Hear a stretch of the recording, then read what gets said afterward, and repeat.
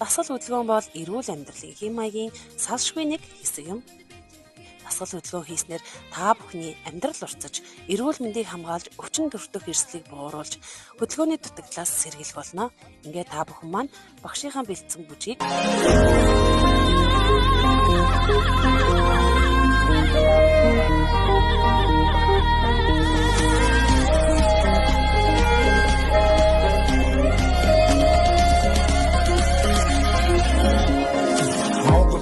Tugtiges, medicine MCCS, American min bidi, hayki kwebi, amar benugi, antibyakuin de hivinde, tuticin buk belgirinde, hiç çok anik ne dimceduk, husin